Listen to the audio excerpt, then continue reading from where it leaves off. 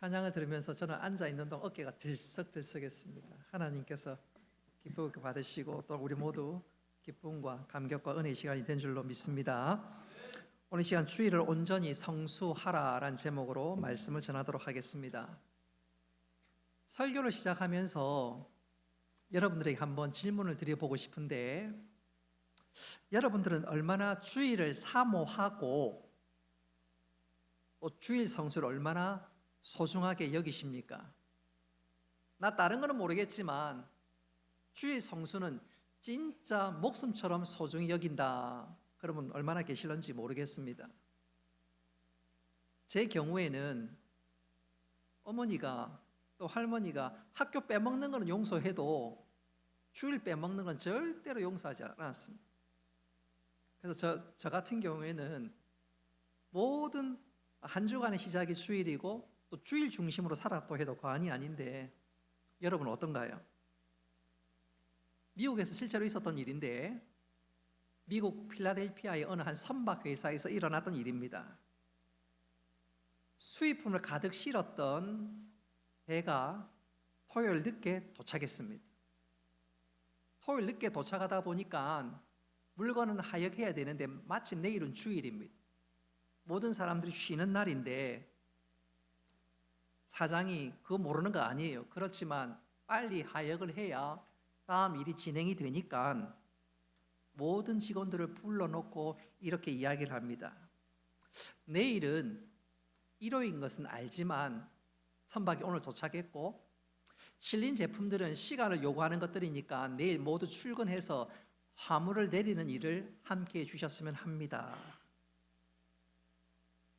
사장이 정중하게 부탁을 했는데 바로 그때 청년 하나가 얼굴에 난색을 지으면서 한다는 말이, 사장님, 저는 일하는 것 자체를 싫어하지는 않습니다. 그러나 내일은 주일입니다. 저는 교회 가서 내일 예배를 드려야 합니다. 그래서 저는 내일 출근을 할 수 없습니다. 그 말을 듣는데 사장이 굉장히 불쾌했습니다.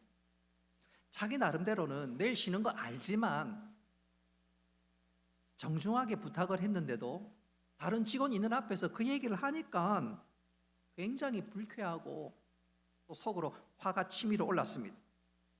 그래서 그 말을 듣자 이 사장이 바로 이야기를 하기를, 그래, 어쩔 수 없구만. 그러면 자네 회사를 그만두게. 그 청년이 그 길로 소위 회사에서 잘렸습니다. 그 청년이 직장을 다른 곳 이곳저곳 구하려고 하지만 쉽게 구해지지가 않습니다. 그러던 어느 날 이 선박회사 사장에게 친구가 전화를 했는데 내용인즉슨 이번에 은행에 새 지점을 열게 되었는데 믿을 만한 직원이 있으면, 사람이 있으면 나에게 좀 추천해 줬으면 좋겠다. 그랬더니 그 말을 들었던 이 선박회사 사장이 뜻밖에도 자기가 해고했던 그 청년을 추천하는 것이 아니겠습니까?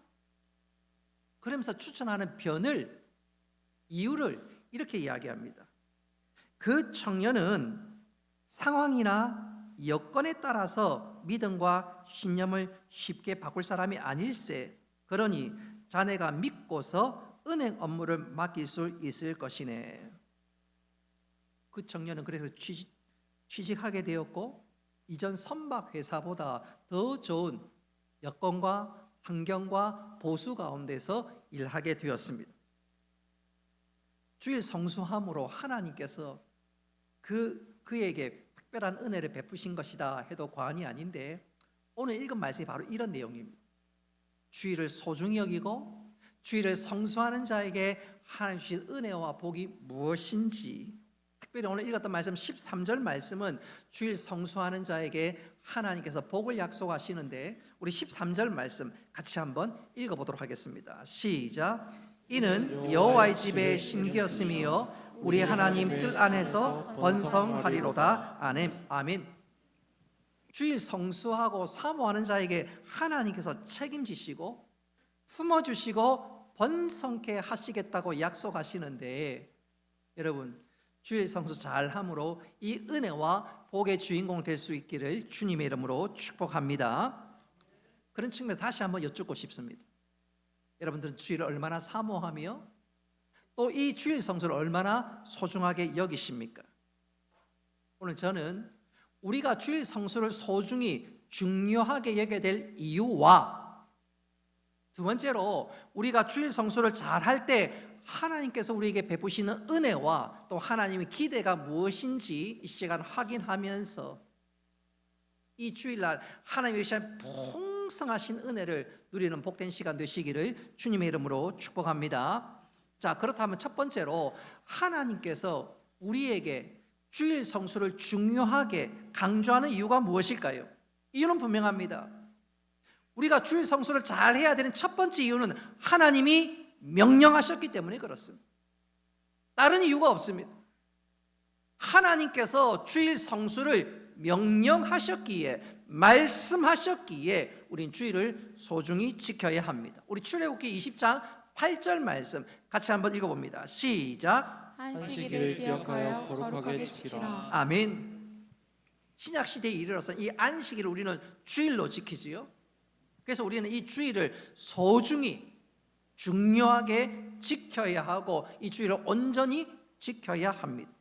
자, 하나님 편에서 말씀하셨기에 우리가 주일을 소중히 여기고 지켜야 되며 동시에 우리 편에서도 주일을 소중히 여겨야 될, 지켜야 될 몇 가지 이유가 있습니다. 첫째로 우리가 주일을 성수를 중요하게 여겨야 되는 것은 주일을 잘 지켜야만 우리의 삶을 정비하고 제대로 된 길로 나아갈 수 있기 때문에 그렇습니다. 우리가 주일날 와서 예배하면 하나님께서 우리에게 말씀을 주십니다. 여러분, 예배는요 일방통행이 아닙니다. 예배는 쌍방통행입니다. 그래서 우리가 우리 편에서 하나님께 올려드리는 것이 있죠. 예컨대 찬양을 올려드립니다. 기도를 올려드립니다. 알람 소리는 올려드리지 않아도 됩니다. 뿐만 아니라 우리가 예물을 하나님 앞에 올려드립니다. 또 하나님 측에서는 우리에게 내려주시는 것이 있습니다. 말씀을 내려주시고 복을 베풀어 주십니다. 할렐루야. 그래서 우리가 말씀을 들으면서 내 삶을 정비하는 것, 하나님 뜻이 바로 이것이구나 깨닫게 되는 것이지요. 동시에 그 말씀을 통해서 내가 이 길로 가야 되는구나 알게 됩니다. 그래서 시편 119편 105절은 이렇게 말씀합니다. 주의 말씀은 내 발의 등이요 내 길의 빛이니이다. 말씀은 우리를 어느 방향으로 나아가야 되는지 보여주고 또 우리의 삶을 정직하게 만들어줍니다. 그래서 우리가 주일날 예배 자리에 나와 말씀을 듣고 그 말씀에 아멘으로 화답하는 것이 중요합니다. 아멘을 안 하시네. 자, 우리가 말씀을 듣고 정비하는 것, 또 나아가는 것 얼마나 중요한지 저는 이렇게 한번 표현해 보고 싶어요. 사람들에게 눈을 가려서 앞으로 100m를 한번 걸어 보십시오. 그러면 똑바로 하나도 안 틀리고 정확하게 걸어가는 사람 거의 없습니다. 나도 모르게 똑바로 간다고는 하지만 나도 모르는 사이에 큰 원을 그리고 계속 내버려 두면, 운동장에서 내버려 두면 나도 모르는 사이에 똑바로 가는 것이 아니라 큰 원을 그리면서 빙글빙글 돈다고 합니다. 똑바로 가는 사람이 없어요. 실예로 유럽에서 어떤 등산했던 한 사람이 그만 알프스에서 길을 잃어버렸습니다. 근데 이 사람이 길을 잃어버렸으나 13일 만에 구출되었는데, 구출되고 그 모든 여정을 보니까 깜짝 놀랐습니다. 이 사람이 어떻게 하든지 이 알프스를 벗어나고 민가에 도착하기 위해서 내가 이 자리를 벗어나야 되겠다 싶어서 매일매일 12시간을 걸었다고 합니다. 자는 시간 빼고는 거의 그 지역을 벗어나기 위해서 노력했다는 거지요. 근데 그가 하루 12시간 걸었던 것을 추적해보고 체크해 보니까 반경 6km 안에서 계속해서 빙글빙글 돌았다는 것입니다. 분명히 자기는 앞으로 가고 민가 쪽으로 간 것 같은데 반경 6km 안에서 빙글빙글 돌았다는 거예요. 자, 이것을 가르쳐서 윤형 방황이라고 합니다. 똑바로 가는데 큰 원을 그리면서 돈다는 거지요. 여러분, 우리 인생에도 윤형 방황이 있습니다. 분명히 삶이 잘못되었는데 이거 탈피해야 되는데 그 탈피하지 못하고 그 삶을 빙글빙글 맴도는 사람이 있습니다.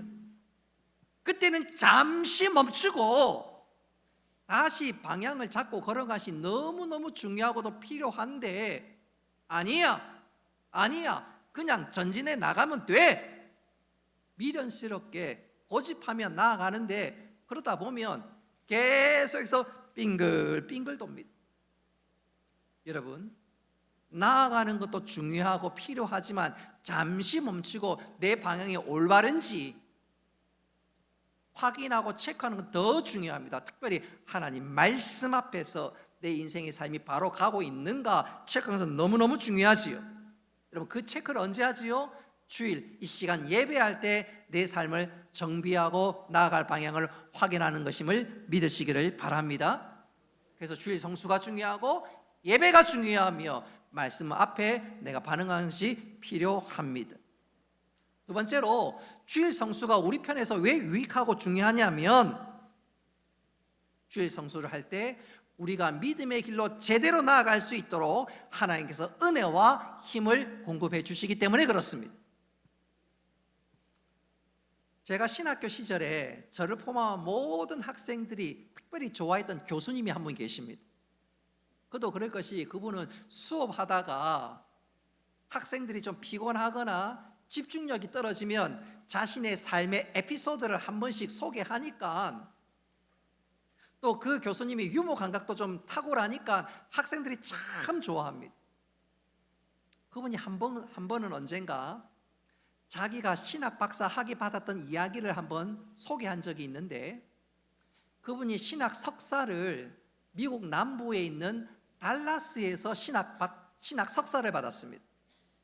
그리고 두 번째로 신학 박사는 어디서 받았냐면 저 미국 북부에 있는 보스턴 대학교에서 신학 박사 학위를 받는데 자, 남쪽 달라스에서 저 북쪽 보스턴까지 본인이 직접 운전을 해서 짐을 싣고 무려 3,000km를 운전해서 갔습니다. 무려 닷새를 운전해서 갔습니다. 별로 놀라지도 않네요. 닷새를 그냥 쉬지 않고 운전을 해서 갔습니다. 근데 미국이 우리랑 조금 다른 것 중에 하나는 우리는 고속도로를 운전하면 30분, 1시간 단위로 휴게소가 있지요. 휴게소에서 커피도 마시고 호두과자도 먹고 쥐포도 먹고 소피도 싸고. 근데 미국은 아무리 달려도 1시간 단위로 휴게소가 있는 것이 아니라 휴게소가 띄엄띄엄 있습니다. 근데 문제는 그때 자동차에 기름을 넣지 않으면 중간에서 낭패를 당하기 십상입니다. 그러니까 이 교수님이 미국 고속도로 달릴 때 하루에 6시간 이상씩 달렸는데 절대로 빼먹지 않았던 것은, 아니 밥은 굶어도 빼먹지 않았던 것은 휴게소마다 도착해서 기름을 넣는 바로 그거였다고 합니다. 여러분, 우리 인생도 마찬가지입니다. 우리의 믿음 생활도 마찬가지입니다. 우리 인생에 항상 기름 넣는 것이 필요한데 그것이 바로 주일 성수인 줄 믿으시기를 바랍니다. 예배를 통해서 예배를 통해서 하나님께 주신 놀라운 능력을 공급받는 날이 바로 이 날입니다. 그래서 여러분, 예배를, 주일을 사모하는 우리 모두가 될 수 있기를 바랍니다. 얼만큼 사모해야 할까요? 자, 우리 시편 42편 1절 말씀 우리 같이 한번 읽어보도록 하겠습니다. 시작. 하나님이여, 사슴이 시냇물을 찾기에 갈급함같이 내 영혼이 주를 찾기에 갈급하니이다. 아멘. 여러분, 주일을 간절히 사모하고 은혜를 사모할 수 있기를 바랍니다. 그럴 때 하나님께서 오늘뿐만 아니라 한 주간 넉넉히 이겨나갈 수 있는 은혜와 능력을 공급해 주신 줄 믿으시기를 바랍니다.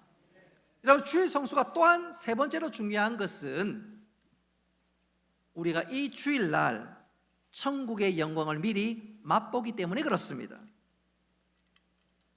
예배하는 우리가 이 다음에 진짜 천국에 갈까 의심해서는 안 됩니다. 안 돼요. 이유는 너무나 간단하지요.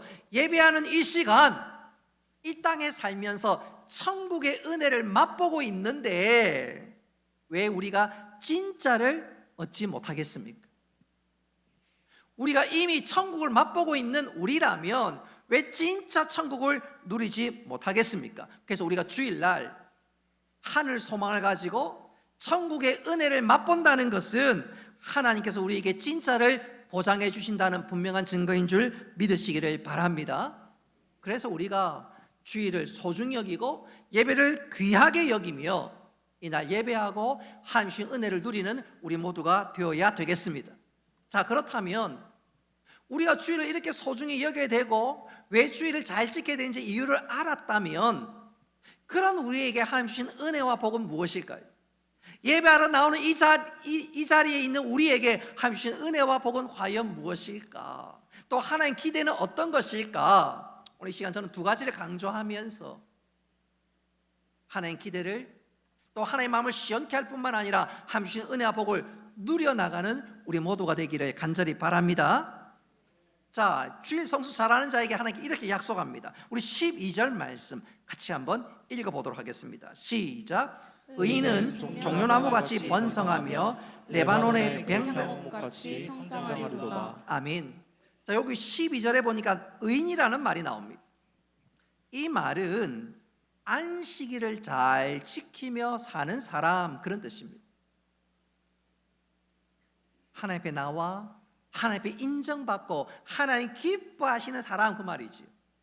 그러니까 이 말은 오늘날로 표현한다면, 신학적으로 표현한다면 주일 성수를 잘하는 사람, 그렇게 표현해도 전혀 어색하지가 않고 바로 그것을 의미합니다. 자, 그렇게 주일 성수를 잘하고 하나님 앞에 가까이 가는 자에게 하나님께 주시는 은혜와 복과 약속이 12절에 나오지요. 종려나무같이 번성하고, 두 번째로 레바논의 백향목같이 성장하리로다 말씀합니다. 여러분, 이 은혜의 주인공 되시기를 바랍니다. 자, 그렇다면 백향목같이 번성한다, 이 말이 과연 어떤 의미를 담고 있는 내용일까요?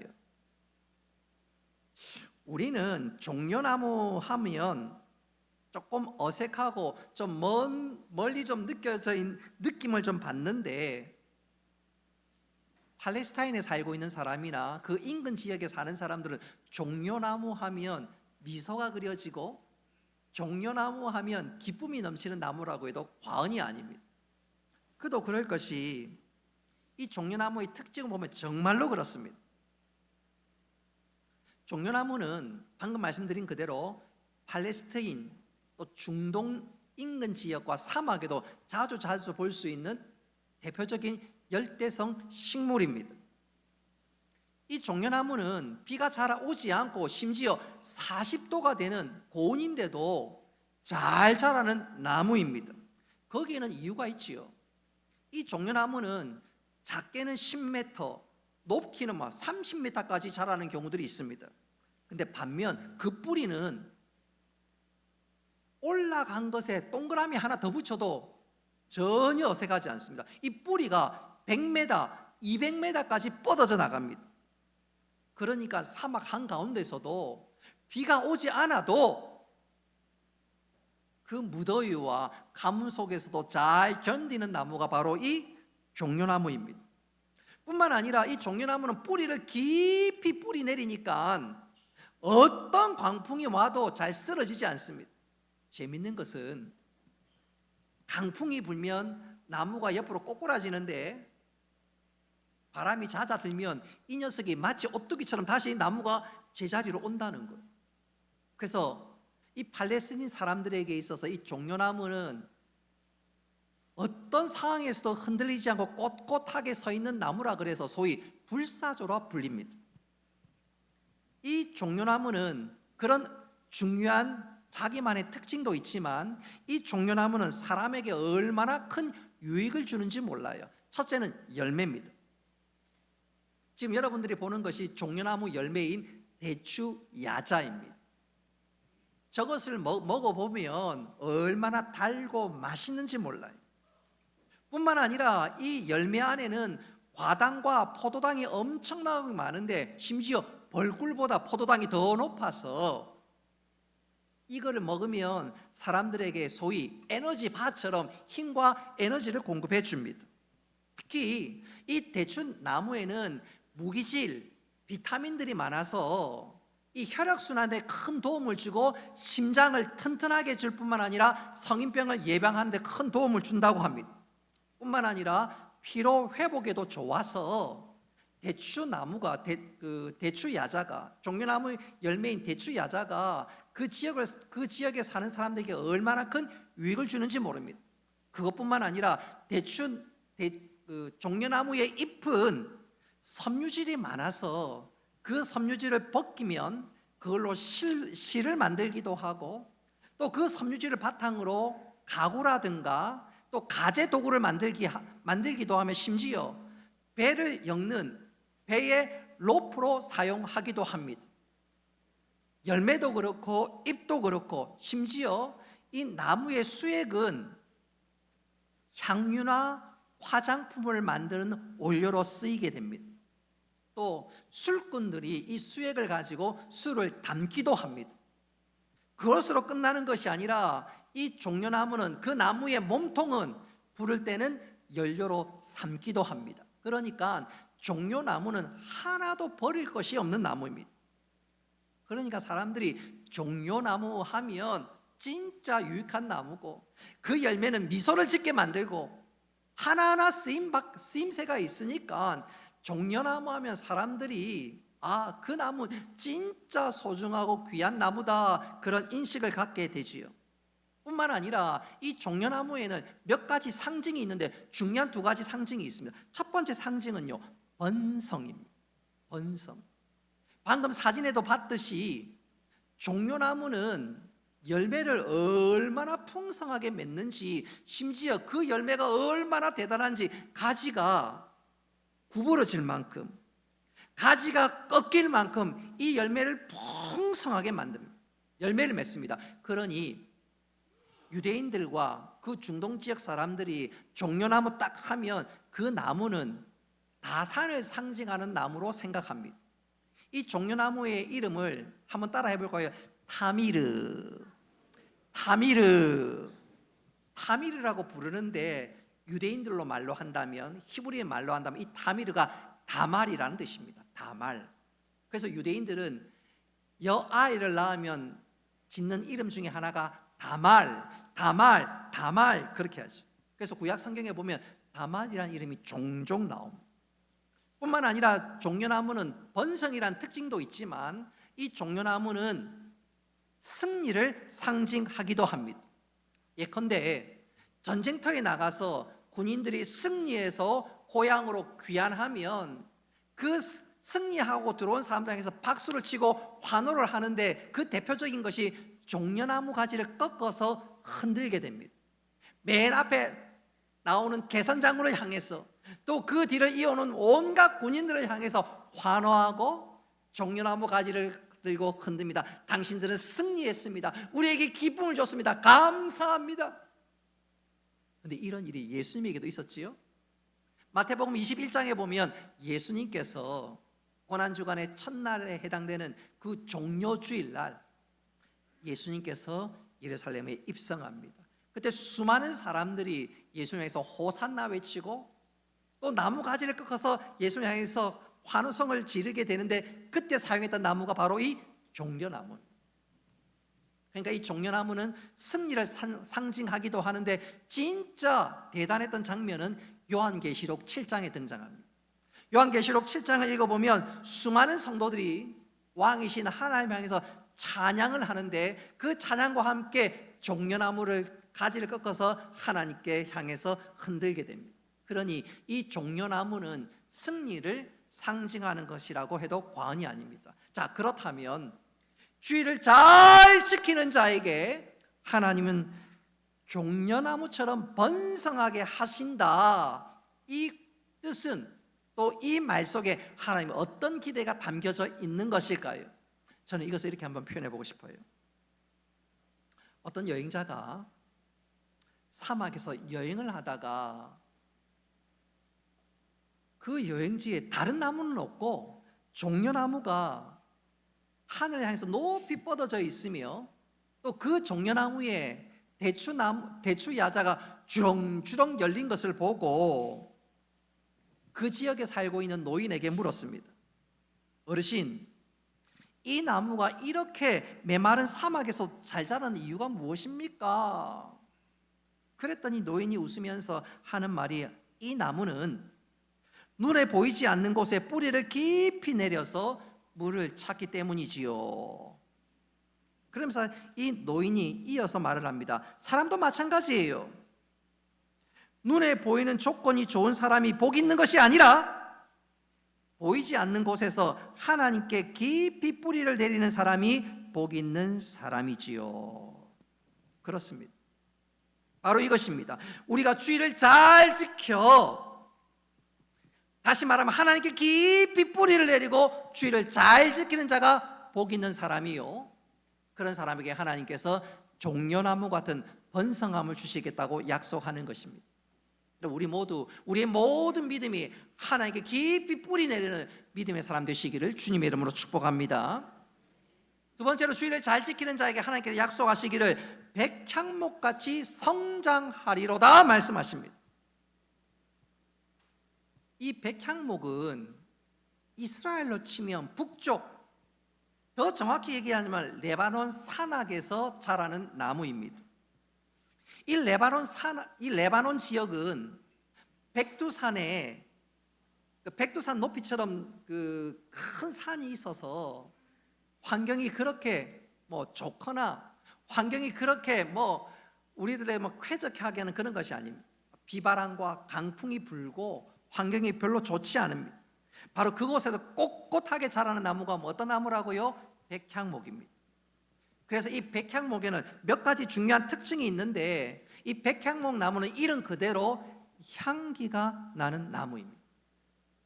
꽃이나 식물에서는 향기 나는 것이 전혀 이상하지 않지만 나무에서 계속 향기를 뿜어내는 나무는 그렇게 많지 않은데, 흔치 않은데, 이 백향목은 나무 스스로 향기를 뿜어냅니다.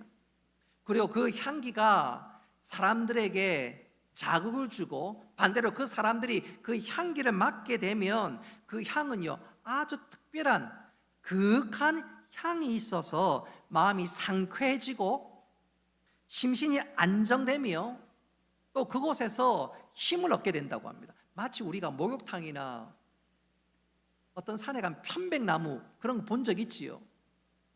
그 편백나무 숲이라든지 혹은 편백나무 사우나 가면 그 향 자체가 우리에게 심신에 안정을 주고 또 우리의 마음을 리프레시하는 경우도 종종 있지 않던가요? 백향목이 그와 똑같습니다. 심신을 안정시키고 새로운 에너지를 공급하는 힘이 바로 이 백향목에서 나옵니다. 백향목의 두 번째 특징 중에 하나는 이 나무가 오래 사는 나무입니다. 사람들이 별로 관심을 두지 않아도 이 나무는 수백 년을 산다고 합니다. 그래서 백향목을 부를 때 소위 이 나무는 수백 년, 천년까지 사는 나무라 사람들이 그렇게 얘기할 만큼 대단한 생명력을 지니고 있는 나무입니다. 뿐만 아니라 이 백향목은 나무가 아주 단단합니다. 그래서 웬만한 벌레가 갉아 먹지를 못합니다. 벌레가 침투하지 못합니다. 그리고 이 백향목의 중요한 특징 중에 하나는 하늘을 향해서 쭉쭉 뻗어가 자라갑니다. 종려나무의 뿌리가 땅 깊이 내리는 반면 이 백향목의 나무의 특징은 하늘을 향해서 쭉쭉 올라갑니다. 그러니까 이 백향목이 나중에 어떻게 쓰임 받냐면 아주 중요한 건물이라든가 왕궁이라든가 더 중요한 것은 성전을 지을 때 사용되는 나무가 바로 이 백향목입니다. 벌레가 뚫지 못하니까 나무가 곱게 쭉쭉쭉 뻗어져 있으니까 나무에게 은은한 향기가 나고 그 나무에서 맡는 냄새를 통해서 새로운 리프레시를 경험하게 되니까 백향목은 함부로 쓰는 것이 아니라 아주 중요한 건물이나 성전에 사용되는 나무입니다. 그런 측면에서 하나님께서 우리에게 주의 성소 잘하는 자에게 백향목처럼 성장하겠다 하는 것은 중요한 의미가 있지요. 담긴 의미가 있습니다. 저는 이것을 이렇게 한번 말씀드리고 싶어요. 어느 날 한 젊은 목수가 그의 스승 목수에게 이렇게 질문했습니다. 집을 지을 때 목재가 그렇게 많은데 스승님은 왜 굳이 레바논의 백향목을 쓰려고 합니까? 그자 스승 목수가 백향목을 가르치면서 저 나무는 다른 나무와 달라. 젊은 목수가 어떻게 다르죠? 스승 목수가 이렇게 말합니다. 백향목은 크고 곱게 자라고 단단하며 잘 썩지 않고 자기 향을 품고 있어. 그래서 왕궁이나 성전을 지을 때만 사용하지 닭장이나 창고 지을 때는 쓰지 않아. 그러면서 계속해서 말을 이어갑니다.